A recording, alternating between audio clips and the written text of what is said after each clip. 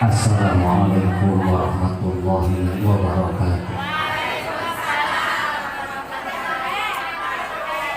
Ngahaturkeun nuhun sadaya para alumni sepuh anom istri pamaget anu parantos hadir kanggo silaturahim. Mudah-mudahan kali disawurkeun jembar rezeki panjang yuswa. Jadi nutu hadir karena ieu berarti umurna teh pondok panjang yuswa. Sing hadir amin ya Allah ya Rabbal.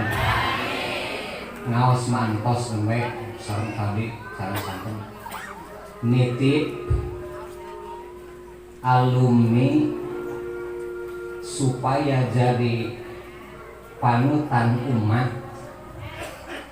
iktiqadun shahihun, patekadan anu bener. Kedua, maksudun sahun, pamaksudan anu lurus. Katilu, manhajun shahihun, manhaj anu bener. Daloba i'tiqadun shahihun, maksudun shahun, tapi manhajna teu bener. Insyaallah sadaya alumni utami anu gaduh lembaga manhajna manhaj anu leres, buktosna tara ngahinakeun kana sanes kanton perbedaan, dihormati sanajan masyarakat rupa-rupa amaliyah ibadahna patekadanana itu manhaj anu bener.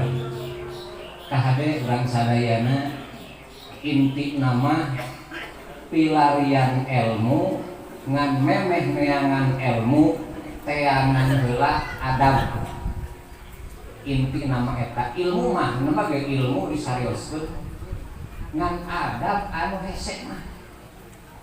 Ibnu Hajar dina Fathul Bari nyarioskeun wal adabu istimalu ma yuhmadu qaulan aw fi'lan. Jalma nu beradab mah ucapan jeung tingkahna dipuji. Nu teu boga adab nu kumaha? Hiji tara nohonan kana pangulem. Panitia alumni sapari ngulem ka alumni, tapi aya nu teu sumping, eta teh teu boga naon? Teu boga adab. Gitu. Moal manfaat ilmu nagena.